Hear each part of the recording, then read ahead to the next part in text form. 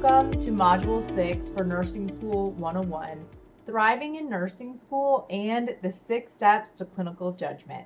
So how can we thrive in nursing school? What does it look like to actually thrive through nursing school? Well, the first thing we want to consider is making sure that we have good self-care. And this starts with ensuring we get at minimum 6 to 8 hours of sleep. Now, each of you may need a different amount of sleep. For me, it might be 6 hours, but for you, it could be up to 8 hours. You want to make sure you prioritize that sleep because when you sleep is when you synthesize memories. It's going to help with your overall understanding. And this is why we recommend never stay up all night cramming. You're actually better off to not study all that time and to sleep than to stay up all night cramming for an exam. The next thing to consider is diet and exercise. You want to make sure that you have a diet that includes proteins, complex carbs, fats, because those are going to fuel not only your body, but they're also going to fuel your brain. Also, exercising can help release endorphins, those feel-good chemicals, to make you feel well overall. The next thing to discuss is mindfulness. Stress happens in nursing school. And we need to make sure that we know how to eliminate that stress or minimize that stress as much as possible. A few ways that we can do that is with things like meditation, deep breathing. When doing these things, they can help improve overall well-being. And friendships. It is easy in nursing school to kind of get in your own world and to forget about friends and family and to be involved with all of them. Stay connected with others, with your friends, with your family, as much as you possibly can. They're going to be your support system when things get tough. And lastly, have self-compassion. The reason why I recommend to really be compassionate towards yourself is nursing school is hard. It is challenging, and you are bound to make mistakes. The very first quiz I took in nursing school, I failed. I got an F. And I had debates on, am I going to make it in nursing school? Am I going to be somebody that's going to be successful, or do I just need to find something else, a different path to follow? But what I found was I needed to be compassionate toward myself. And once I was compassionate toward myself, it fueled me, it motivated me to do better the next time. That next quiz I took, I scored an A on it. And so that's how I want you to think about self-compassion. School-life balance is essential. What I want you to consider once you get your planner all written out is to write out or highlight in a different color to show high versus medium versus low priority. If things are low priority, I might put them off to the next day or to the next week. But if they're medium and high priority, I need to get those tasks done. And sometimes you might not complete a low priority task. Don't overstress it if it's low priority. My next piece of advice is to build in me time each day. 30 minutes to an hour for you to have a personal reset where you're not focused on nursing school can be so helpful. So what I used to do is I would make sure I would get all my homework done by Saturday afternoon, and I would spend all of Saturday evening with my family, not thinking about school, totally focused on them. And remember to set boundaries. You only have so much time. You only have so much energy. Use it wisely.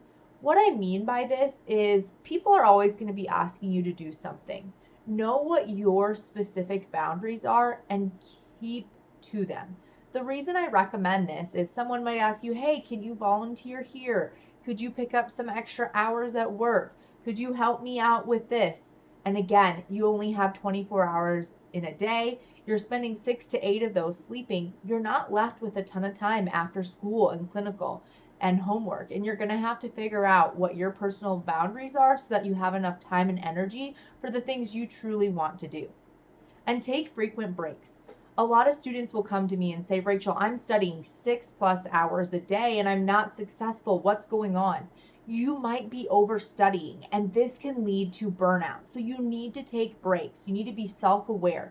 If you're at a study session and you're like, oh my goodness, I'm not getting anything out of it, that's when I need you to be like, okay, I'm burnt out. I'm going to go for a walk, or I'm going to go do something else for 30 minutes, and I'm going to come back. And you're going to find when you do that, when you recognize that burnout early or prevent that burnout, your study sessions are going to be much more effective.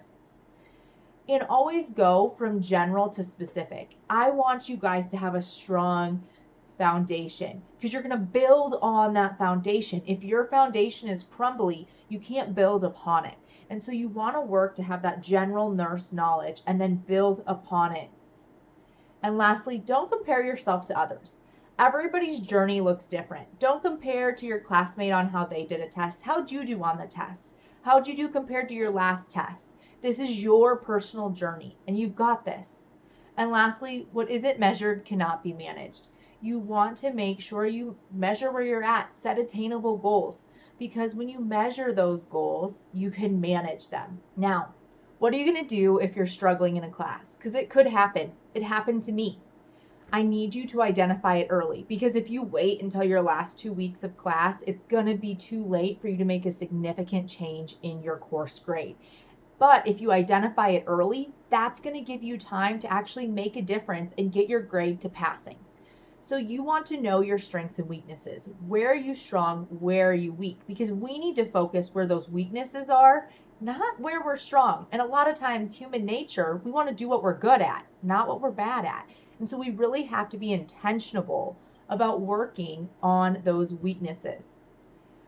When you start your study sessions each day, I actually want you to start with the hardest concepts, because if we wait till the end of the day to do those hard concepts, well, then we don't have the brain power to get through those hard concepts.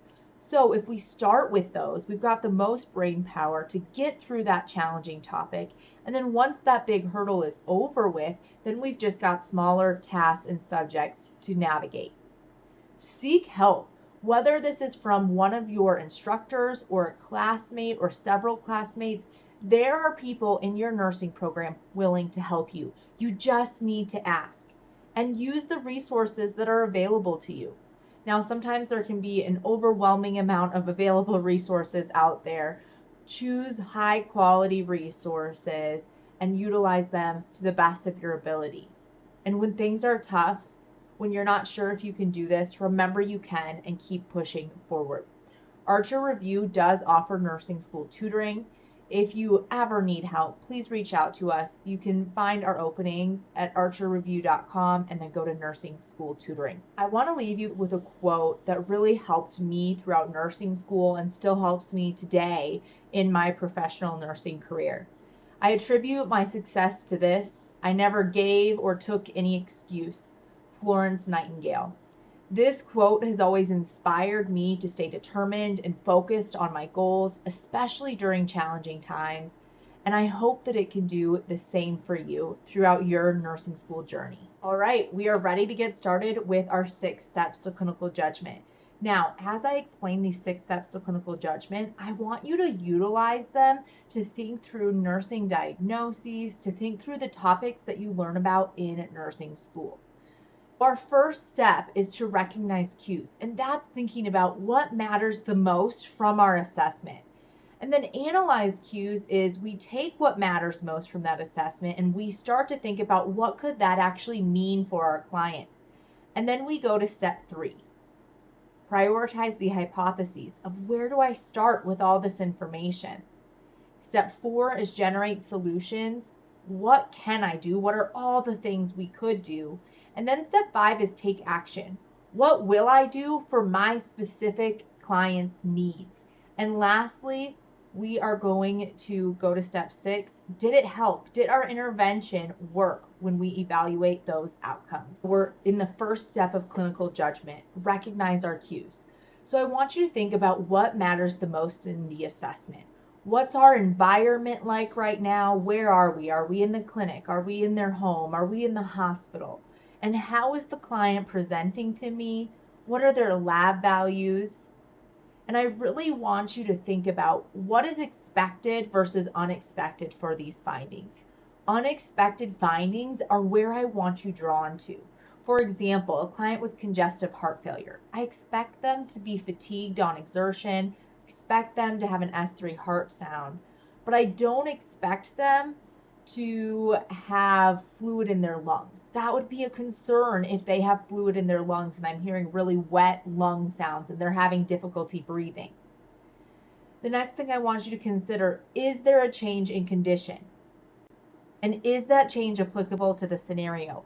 They may throw in some distractors into your case studies where they're trying to distract you to a different topic. So you want to watch for those distractors and ask, is this change in condition applicable to the clinical scenario that is going on right now? Step number 2, analyze the cues. What could this mean?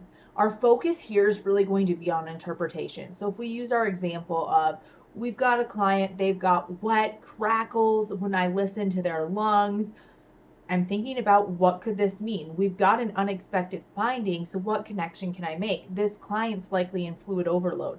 So then maybe my client tells me, yeah, they've gained 7 pounds in 2 days. Well, now I'm really concerned that they're in fluid overload. So I want to think about what cues are going to help me understand the client's health condition. So think about what else we could look at for this client who has wet lungs and now I find out has massive weight gain. Maybe I want to check for edema. Maybe I want to look at full head to toe. Are there other signs of fluid overload? I would recommend looking at the health history or the nurse's note presented to you with that case study to help you really analyze those cues, because it's going to help you determine what's expected, what's unexpected. For example, if it says the heart rate is irregular, I might be concerned about that. But if in the health history it says our client has AFib, I'm not worried about an irregular rhythm as long as the rate isn't high. Step 3, prioritize the hypotheses. So our clients are likely to have comorbidities. So we want to take all of our client problems, evaluate each, and put them in order of priority.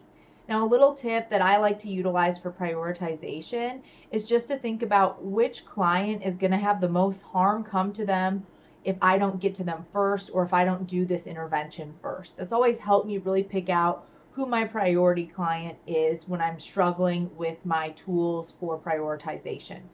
Now, there are some things to consider that are outside influences that could affect the client care. It could be their culture. Maybe it's a Jehovah's Witness and they can't accept a blood transfusion, but that'd normally be what I would do in this situation.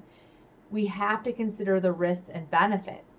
If something I'm going to do is higher risk than it's going to bring benefit to my client, I may want to consult with the provider before I do that intervention. And it couldn't be based off what available resources do we have. What if I don't have the resource I need and I have to do the next best thing? Now, there are specific tools that work to help establish priority. I like to think about what is unexpected, what things are life-threatening. Can I apply my airway, breathing, circulation, or Maslow's hierarchy of needs? Who's the most unstable, as well as the nursing process. These are tools that you are going to develop and learn as you go through nursing school. You want to put them into your prioritization toolkit so that you can utilize them when you need them, because they're going to come back up, not just in nursing school, not just on the NCLEX, but when you're practicing as a nurse as well. Step 4, generate solutions. We're really looking at here, what can I do? What are all the different interventions I could do to get me to the outcome I'm trying to reach? What things might I want to avoid? What things are contraindicated for this scenario? What we're really wanting to think about here is the client's history. I want to interview the client to really make sure I get all the information that I need when I'm generating the solutions. Again, considering cultural considerations here. If it's life-threatening, I want you to choose an action-focused intervention. Don't do an assessment-focused intervention if something is life-threatening. If you've already spent time assessing in the question, then you are going to want to do an action, especially in those life-threatening situations. Also, in those life-threatening situations, you're always going to stay with your client. Step 5, take action. What are we going to do? So in step 4, we looked at all the different things we could do, but now we have to get specific. Our key thing here is whatever we're choosing to do as an intervention should meet the needs of our specific client. And if it meets the needs of our specific client, you can ask yourself these questions. Why do I do this intervention? How do I do this intervention? What supplies or resources might I need to do this intervention successfully? And lastly, how is each intervention going to affect the client? We want it to see that it's going to have a positive effect on the client. And that's what we're really looking for when we consider our take action. And our final step to clinical judgment is step 6, evaluate the outcomes. Did it help? Did we reach the outcome that we expected to? Then I want you to consider, is my client getting better or are they getting worse? What's telling me that they're getting better or worse? Maybe there was a better intervention that I should have done. I want to note that in step 6. And ask yourself, what's the next step? Based off how your client is presenting right now, what step am I going to take next? Those are the 6 steps to clinical judgment. To do what nobody else will do in a way that nobody else can, in spite of all we go through, is to be a nurse. Rosie Williams. This quote embodies the unique dedication and resilience of nurses. It reminds us that nursing is not just a profession, it's a calling to provide exceptional care and support, even in the face of difficulty. As we finish Module 6, I want you to remember that you have got this. Stay focused, stay dedicated, and keep pushing forward. Your hard work, your commitment is going to lead you to success in your nursing journey. Keep believing in yourself and never hesitate to seek support when needed. You're on a path to becoming an incredible nurse. Thanks, everyone.